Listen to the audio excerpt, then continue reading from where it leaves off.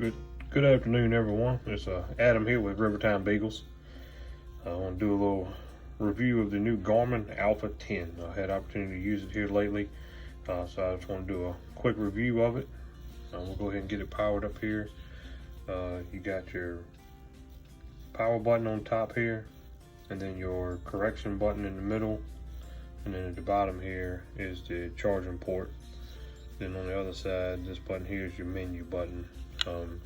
Nice little D-ring slot in the back here. It comes with it, and it also has the standard spine mount like the Alpha and the 100 and the 200 have as well. So we'll go ahead and get it powered up here.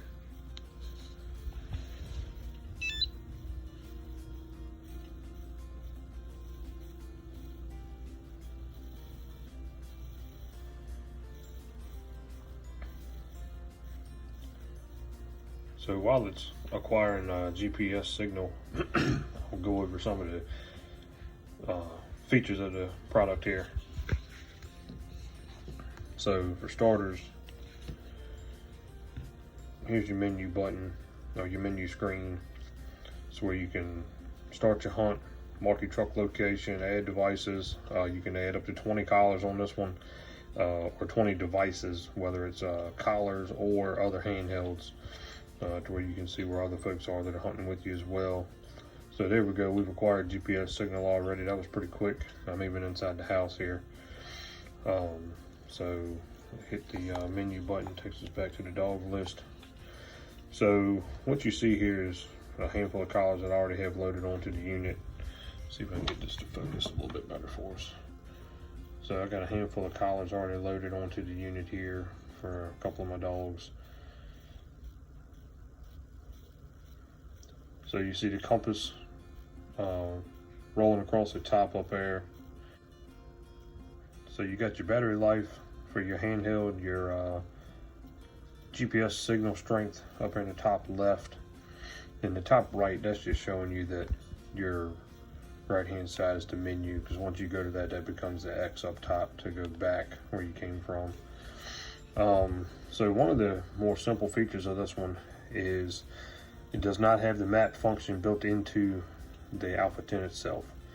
So you can see dog distance and direction right here on the screen, and then you can use the little joystick here to thumb up and down between your dogs or others that you have loaded into the unit here. And then on the left hand side, you can see where I have Baymax is on vibrate, Nike is on tone, and Dove is on continuous right now.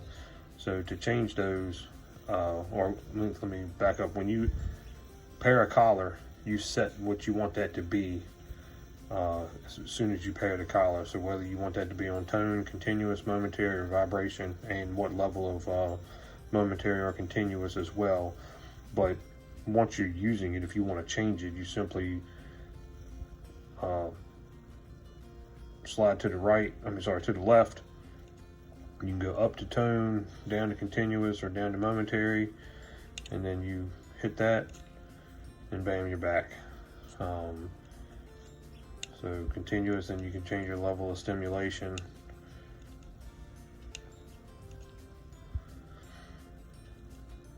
So as I was showing the compass rolling across the top there, one of the features that I noticed today while out hunting was when you mark your truck location, so it's going to tell you on the menu screen your distance and direction to your truck, but then see if it'll show up here. Let's see if I can get it to show. Should show it up. There it is. Shows you the truck on the little moving menu up there at the top.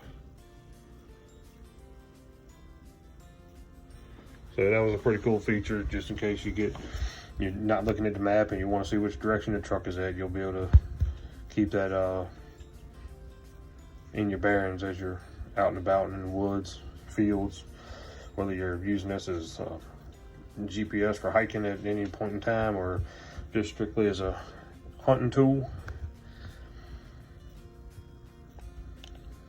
So again, shows you where it is. And then here you have your start hunt, and all that does is starts the timer, and at which point, once you have the Garmin Explore app open as well, it starts recording your hunt within the app, which I'll jump over to that here shortly and show some video clips of the app and some different points on some tips that I've learned over the last couple weeks using this, on some of the better ways to use the Garmin Explore app to make it a little simpler and not as cluttered while you're in the field. So what we're going to do now is we're going to go through pairing this collar I got sitting here behind me, just to show how easy that is. So you're right here on the handheld, go to add a device.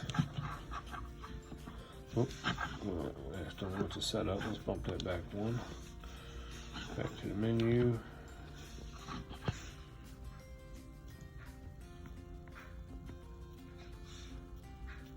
Okay, you can see we're right here.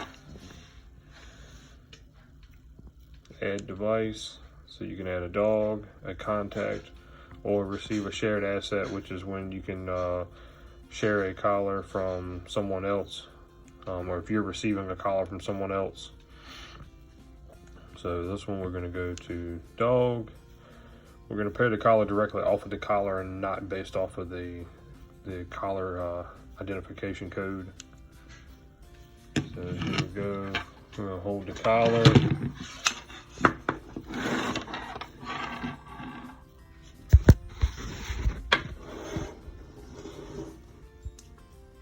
Till we get to 2 beeps. So the collar's now in pairing mode.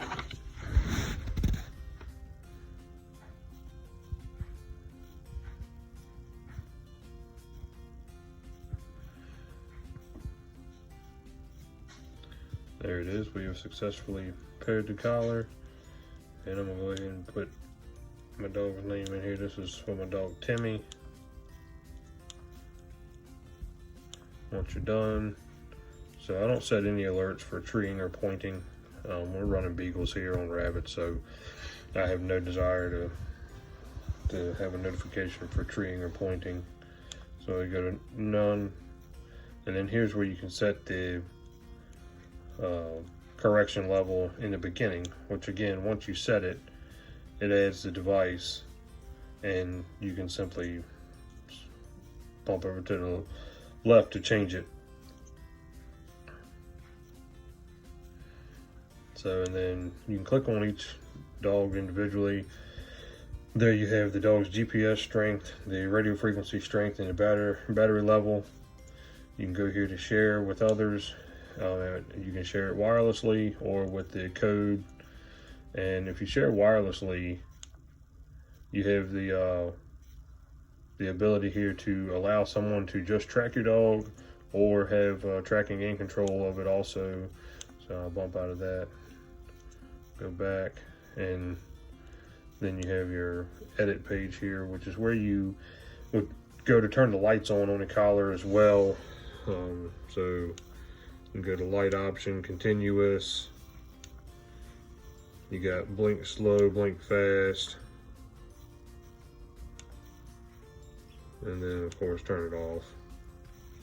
So you got your collar ID, update rate, share codes, dog type, which is treeing or pointing, which we have that set to none. Then here's your battery saver option. If your collar's if you leave a dog out in the woods overnight and have to come back and try to retrieve them the next day, you can set it to battery saver mode so that the battery will last longer with the dog being out overnight. Here's where you change the color for how they appear on the map. You can put the collar to sleep, and then there's your identification name, and removing the collar as well.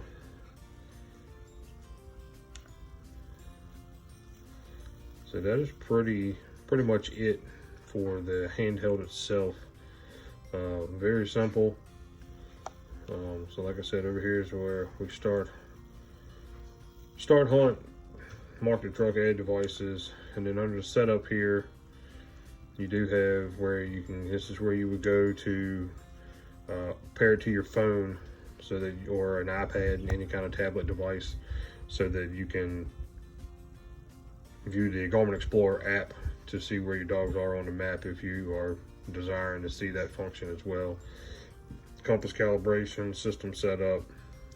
Here's the alerts at the top for on point when they're treed, messages, lost GPS signal, lost communication, bark. I got the bark set to vibrate. That way, if I'm running dogs on my pen and they just happen to be on a hot rabbit, I'll get a little bit of a notification other than just a message, and I can go out there and take a look at them, check on them. So I'm gonna jump over to the Garmin Explore app now and highlight a few features of that. Thanks, guys. So as you can see here, when you open up the Garmin Explore app, it's going to show you some of your previous tracks kind of mixed in together there, kind of where you left off at. So if you go to settings, you can, I usually set it to 600 to 1800 seconds worth of tracks, and then go down to your collections, and you want to turn off all the collections on there. That takes away all of your old tracks from previous hunts. And then you can see, just zooming in here, showing some features of the map.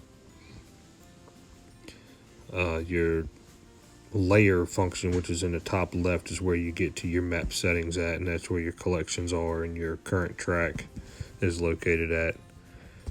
So if you pan out here, these are maps I've already downloaded that show the satellite imagery. So when you go to a new location or ahead of time, you can pull up the map and actually download the satellite imagery of the map for the area that you're going to be hunting in.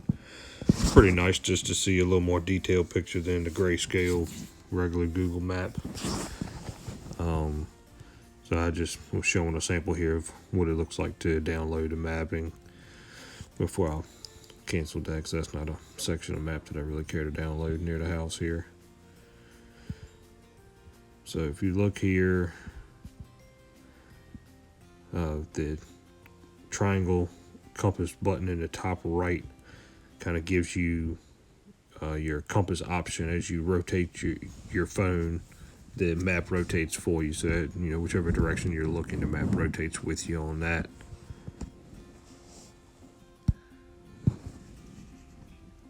So if you open up the library section at the bottom, you can go to all your collections, which are just basically showing your different hunts.